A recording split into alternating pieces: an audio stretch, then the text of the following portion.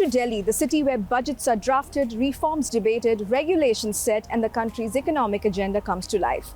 A very warm welcome. You're watching IDFC First Bank presents Leaders of Tomorrow Season 13, powered by Tata Tele Business Services. I'm Ritwika Gupta, and tonight we are bringing you highlights from our recently concluded Delhi Springboard, straight from the heart of the city, braving its chilly winters. Tonight, we'll explore how policies drafted in Delhi influence the way big and small businesses grow and navigate risks through our panel discussion. I'm going to be joined by Dr. Ranjit Mehta, CEO and Secretary General, PhD CCI, Rajiv K Chawla, Chairman, IamSME of India and JaiRaj Group, and Lalit Agarwal, Founder and MD, V-Mart Retail.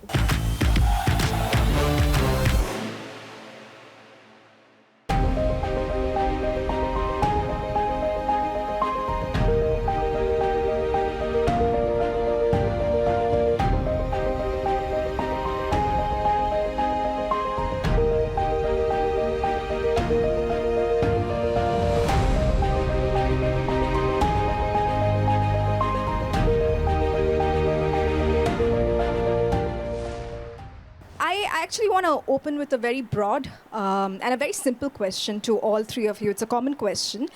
I want to really know your take on what makes Delhi the central for Indian businesses today. Let's start with you, Mr. Rajiv, perhaps. Delhi is the control panel for the entire India and India's economy. Every decision that is taken in Delhi impacts not just India, but nowadays the world. And you look at the times when decisions are not taken or delayed. That is the time when the entire India comes to a standstill. So Delhi represents the pulse of India. Delhi is the brains of India. Delhi lays down the roadmap, not just for themselves or their ministries, but for every state. So every policy that they make, whether it is the Gati Shakti that decides the infrastructure process in India, or every decision that RBI takes, every decision that Ministry of MSME is nowadays taking, everything is having an impact. Dr. Ranjit, I want to know your take on it. What makes Delhi central to Indian businesses today, especially small and medium businesses? Thank you very much for having me in your show. Delhi is central to every business for one simple reason, that it sits at the intersection of policy, power, and markets. Everything converges here. We have a policy proximity. All the ministries, more than 75 ministries are here. Secondly, if you look at the institutional depth in Delhi, then if you look at the connectivity, it is at the center of India. We have huge and seamless connectivity to anywhere in the country. And fourth is, of course, the strategic positioning of Delhi, its influence. If you have an office in Delhi, it is being viewed as a very serious contender. Because today, as my fellow panelist said, that many things are decided from Delhi. This is the place from where the national agenda is set, and your voice is heard in the corridors of the power. You don't react on the policy. You are part of shaping the policy, which is, deciding the next growth of the country. That is why Delhi is at the center of every business today in India. Fantastic. Mr. Lalit? So, no, I think Delhi to dilwalo ki nagri hai. So, absolutely, people have broad-hearted. People have power here. And with power, businesses operates. With power, definitely establishments gets created. With power, productivity also increases. So I think definitely Delhi uses all of that. But otherwise, I'm a retailer. I'll look at it more from a retail perspective. It has the largest population. Retailing in Delhi is very big. Delhi is a fashion capital of India. Delhi is the retail capital of India. So Delhi definitely holds big promises, gives big power to the retailers, and definitely is a big powerhouse. Absolutely. Okay, so a lot of positive outlook on Delhi. Let me just change the discussion a little bit. I'll come to you, Dr. Ranjit, first. What all that's happening around the world. We have tariff wars, we have geopolitical tension, and overall volatility. Do you think policies made here are strong enough to shield, MSMEs against these macroeconomic volatility? Today, I think the way the whole geopolitics is playing, you cannot make your economy absolutely shock-proof from the external threats.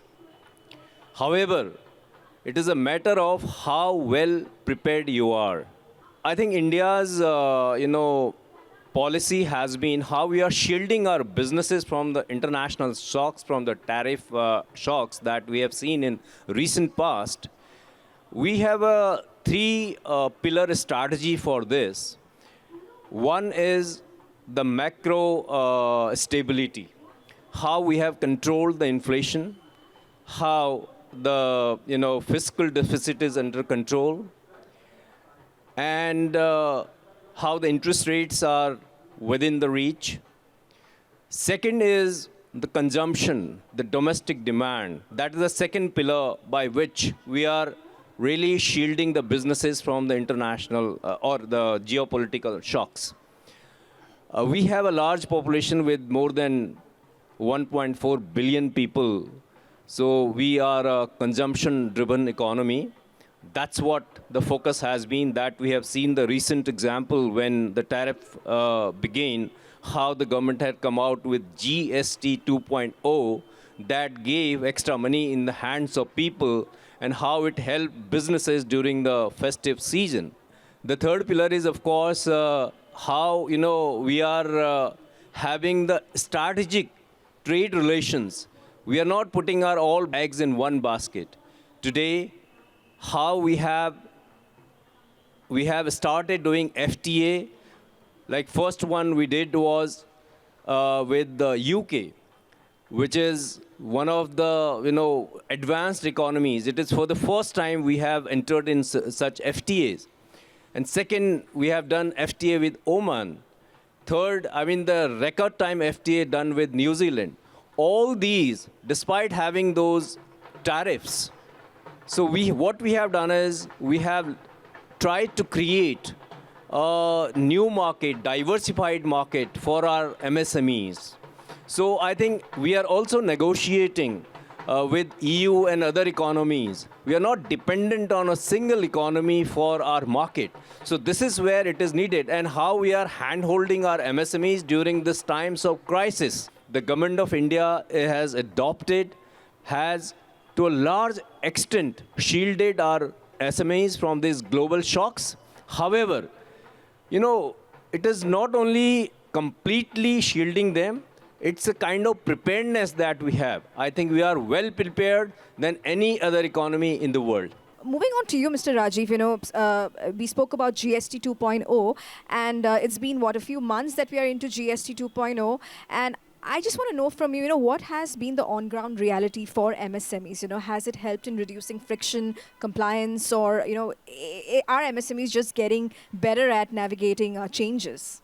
See, this year 2025, the previous year, has been a transformative year. If I go back to 1st of February 2025, that was the time when the income tax slabs were almost doubled. The tax exemption limit was enhanced from 7 lakhs to 12 lakhs. And then we moved on to an amazing scheme, which is called the Employment Linked Incentive Scheme that the government introduced on 1st of August. A 1 lakh crore fund for ELI scheme, and which is having unbelievable effect. For every new employee that I am engaging, I am getting an incentive of 3,000 rupees per employee.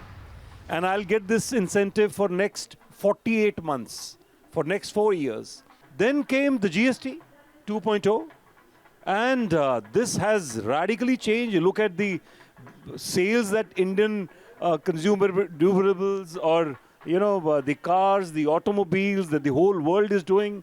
in spite of the shocks that the US tariff is trying to give us, our GDP this year would be something like 7.4%, as the latest data says. And that is why I say that while 2025 was the year of the preparation, and which of course was done well, 2026 will be the year you'll see results. It's time for a quick break here. We'll be back shortly. Stay tuned.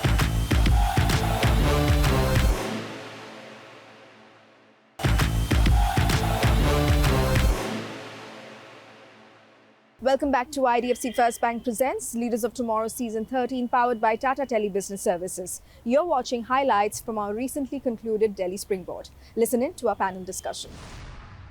Mr. Lalit, I'd like to come to you now. Now, retail sits at the intersection of policy and people.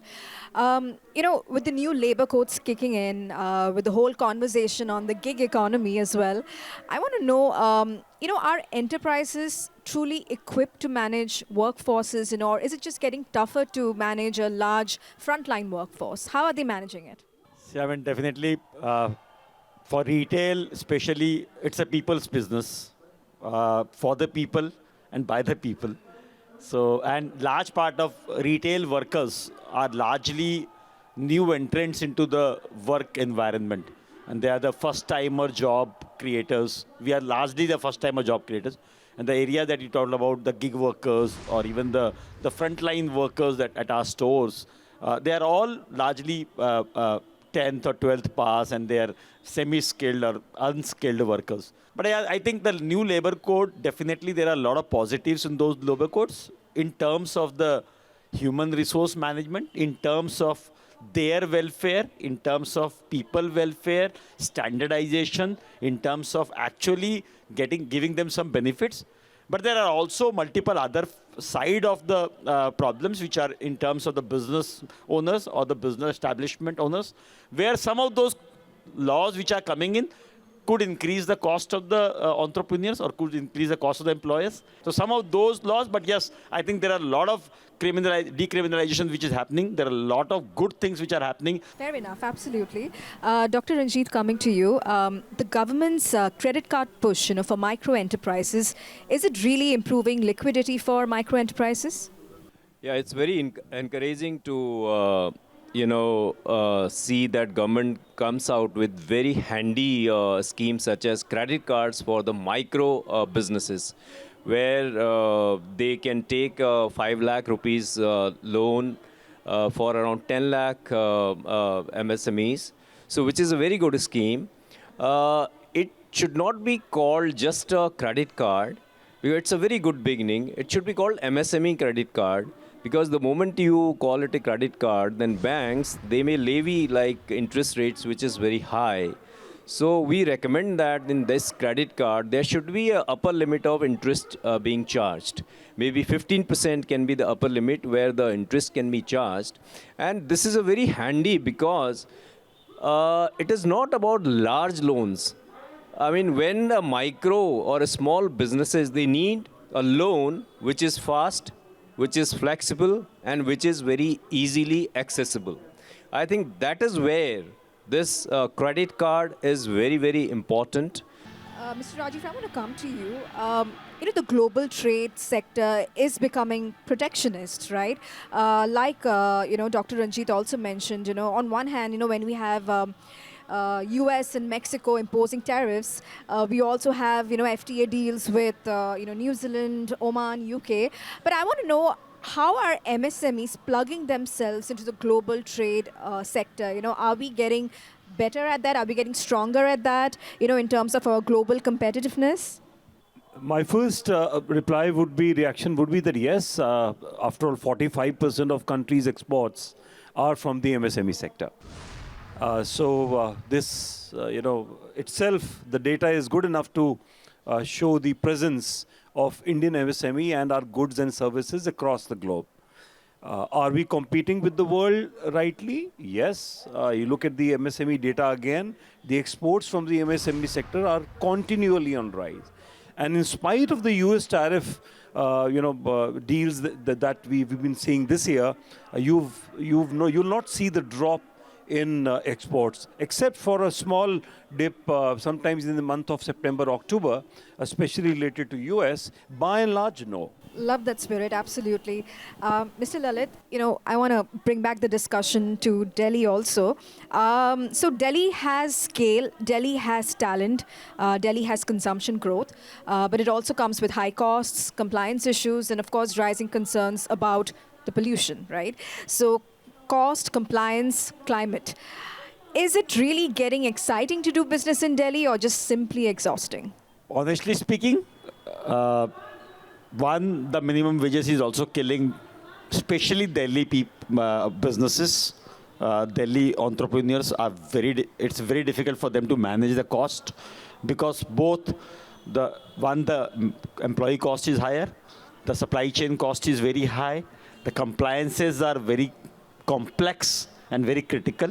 The pollution laws are very, very dicey and very difficult to manage because of all of these new pollution-driven exercises and cessation of work and cessation of the civil work and all those which is going on.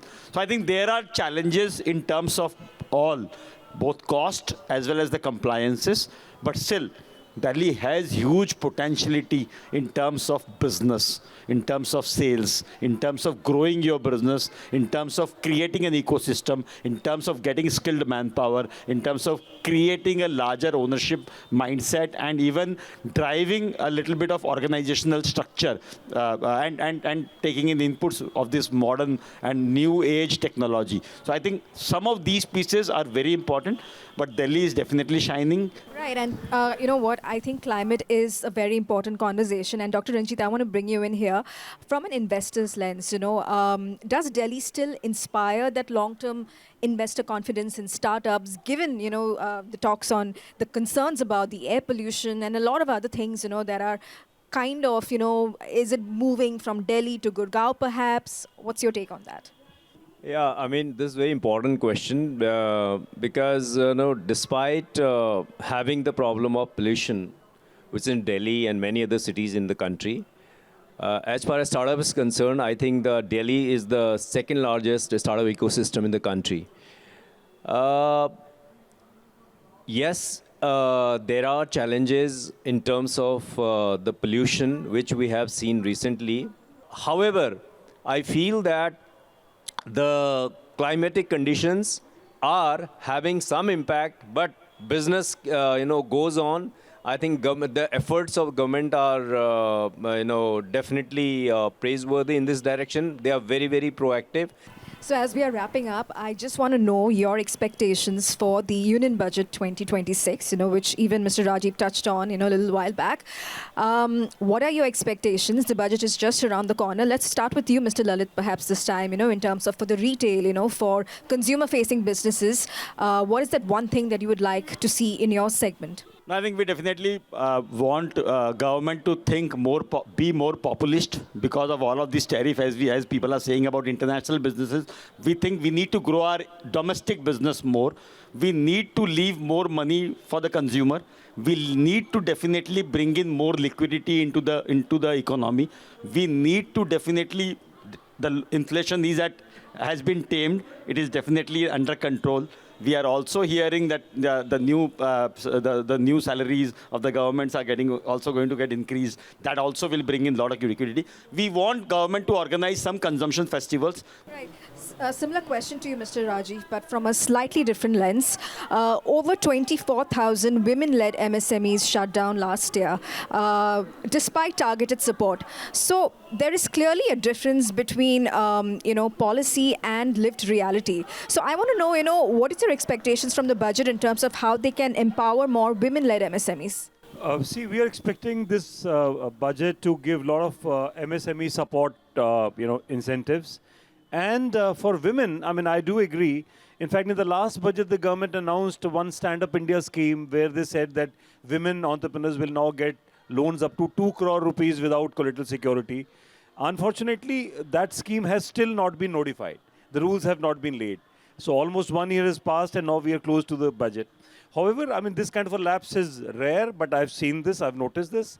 I am expecting that the budget will have a lot of support for every section, but of course, for the section that requires more support for aspirational districts, for weaker sections, for SC/ST categories, and for women. Dr. Ranjit, I want to know your take on women-led MSMEs, as well as in terms of what sort of policies need to be implemented in terms of ease of doing business, digitization, access to credit, that can really significantly improve the lives of MSMEs. As far as the budget is concerned, I think in the budget, what we really need is policy continuity, reforms continuity, number one.